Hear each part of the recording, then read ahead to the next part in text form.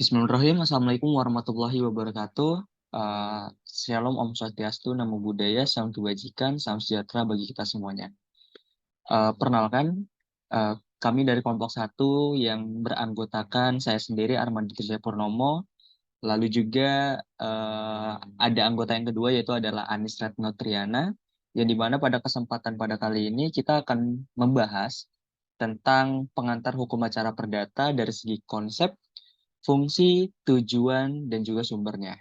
Yang dimana ini merupakan salah satu pemenuhan tugas mata kuliah kami di dalam mata kuliah hukum acara perdata yang dosen pengampunya yaitu adalah Bapak Dr. Suryadi MH. Langsung saja kita masuk kepada materi yang pertama yaitu adalah konsep hukum acara perdata. Konsep hukum acara perdata melalui pengertian yang dimana kami mengutip dua pengertian dari dua profesor hukum. Yang pertama itu adalah Prof. Subekti SH yang menyatakan bahwa hukum acara perdata merupakan serangkaian aturan yang mengatur cara-cara penyelesaian sengketa antara individu atau badan hukum di pengadilan. Lalu juga ada Profesor Dr. Sudikno Mertokusumo, SH, mengungkapkan bahwasannya hukum acara perdata adalah bidang hukum yang mengatur tata cara penyelesaian sengketa perdata di pengadilan. Dari segi konsep dalam pengertian, maka kita mengetahui bersama bahwasanya unsur dari hukum acara perdata yaitu adalah suatu aturan yang mengatur cara penyelesaian sengketa di bidang privat atau di bidang perdata. Kedudukan hukum acara perdata itu di dalam peraturan di dalam hukum di Indonesia, hukum acara perdata itu ditempatkan sebagai hukum formil yang dimana hukum formil ini mengatur tata cara untuk mendapatkan kebenaran material di dalam hukum perdata yang sebagaimana yang sudah kita kenal dari Kitab Undang-Undang Hukum Perdata. Lalu juga di hukum acara perdata ini memang kita tidak memiliki aturan lex spesialisnya atau aturan khususnya karena rangkaian dari acara perdata sampai saat ini masih dirangkum di dalam Kitab Undang-Undang Hukum Perdata yang dimana memang hal ini jelas merupakan sebuah urgensi bagi kita bersama bahwasanya sampai saat ini Indonesia ternyata masih belum mempunyai hukum yang khusus yang memang mengeksplisitkan pengaturan secara hukum acara perdata. Artinya apa? Di dalam Kitab Undang-Undang Hukum Perdata ataupun yang di dalam isinya merupakan acara perdata juga eh, itu merupakan warisan dari penjajahan Belanda yang dulu kita bisa mengenal ada salah satu peraturan yaitu adalah Herzen Indische Reglement atau HIR yang merupakan Kitab Undang-Undang Hukum Perdata di zaman kolonial Belanda dan sampai saat ini ternyata Indonesia masih menganut isi-isi yang di dalam Herzen Indische Reglement yang dimana ditetapkan di KUH Perdata. Lalu fungsi dan tujuan hukum acara perdata itu ada tiga. Yang pertama itulah menjamin hak asasi manusia. Mengapa penjaminan hak asasi manusia sangat penting di dalam hukum acara perdata? Karena memang di dalam hak asasi manusia ada yang terdapat hak asasi terhadap kepastian hukum yang berlaku di masyarakat. Artinya apa? Ketika kita mengalami permasalahan yang sifatnya adalah privat ataupun di ranah perdata, maka masyarakat memiliki hak untuk mendapatkan kepastian hukum. Maka kepastian hukum tersebut dapat dipenuhi dengan serangkaian tata cara yang diatur di dalam hukum acara perdata. Lalu yang kedua yang terpenting yaitu adalah menyelesaikan sengketa. Tentu saja yang namanya perdata itu kita selalu mengenal yang dinamakan dengan sengketa. Sengketa ini merupakan salah satu hal yang sangat terikat sekali dengan perdata karena memang ketika adanya sebuah contoh salah satu kasus perdata itu adalah pelanggar perjanjian atau pelanggaran kontrak, penyelesaian sengketa tersebut dapat dialihkan di ranah hukum acara perdata untuk dapat diselesaikan dan mendapatkan kepastian hukum bagi para pihak. Dan yang ketiga yaitu adalah menghindari konflik. Bayangkan saja rekan-rekan ketika bagaimana hukum acara perdata itu tidak ada. Tentu saja penyelesaian konflik dalam sengketa perdata pastinya tidak akan menemukan titik temu yang jelas, tidak akan menemukan kepastian hukum yang jelas.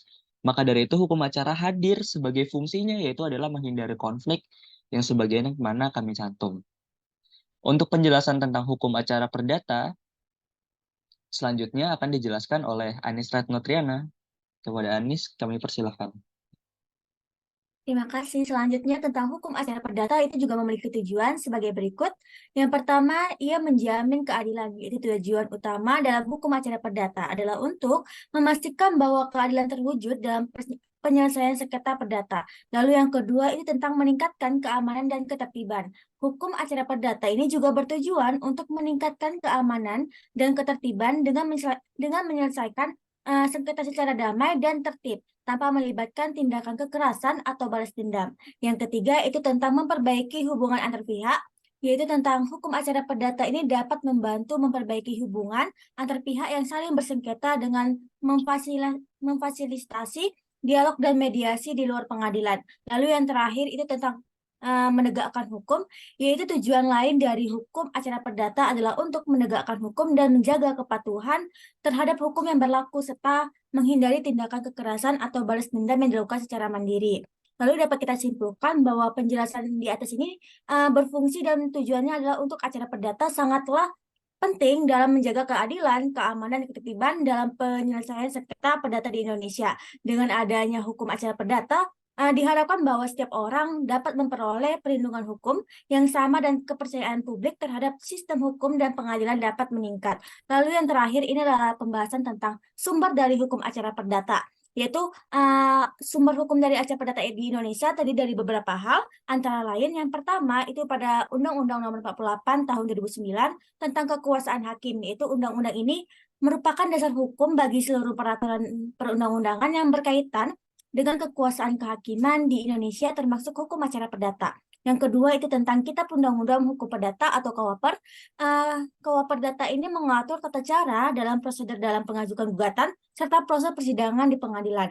Yang ketiga itu tentang hukum acara perdata positif, yaitu hukum acara perdata positif ini terdiri dari seluruh peraturan perundang-undangan yang berkaitan dengan hukum acara perdata di Indonesia. Contohnya adalah hukum acara perdata yang diatur dalam pasal 49 sampai pasal 224A hukum acara perdata. Yang keempat itu adalah keputusan pengadilan menjadi sumber hukum acara perdata, yaitu yang telah memperoleh kekuatan hukum yang tetap dapat dijadikan sebagai pedoman dalam menyesuaikan kasus yang serupa. Yang kelima itu adalah tentang doktrin hukum, adalah pandangan atau pendapat yang dikeluarkan oleh para ahli hukum terkait dengan interpretasi dalam aplikasi hukum. Selanjutnya kami kembalikan kepada moderator. Oke, baik, terima kasih. Untuk selanjutnya yaitu adalah kesimpulan. Bahwasanya di sini kita dapat menarik kesimpulan hukum acara perdata itu adalah menentukan tata cara dan prosedur dalam mengajukan gugatan serta proses persidangan di pengadilan. Lalu juga fungsi dan tujuan dari hukum acara perdata itu adalah memastikan bahwa proses penyelesaian sengketa dilakukan secara adil, cepat, dan transparan. Hal ini dapat tercapai dengan adanya ketentuan-ketentuan yang jelas dan tersusun dengan baik dalam hukum acara perdata. Lalu yang terakhir yaitu adalah penggunaan sumber hukum yang tepat dan benar sangat penting dalam memastikan bahwa proses penyelesaian sengketa perdata dapat dilakukan secara adil dan sesuai dengan ketentuan hukum yang berlaku. Mungkin itu saja yang dapat kami sampaikan. Kurang dan lebihnya mohon dimaafkan. Wabillahi taufiq wal hidayah. Wassalamualaikum warahmatullahi wabarakatuh.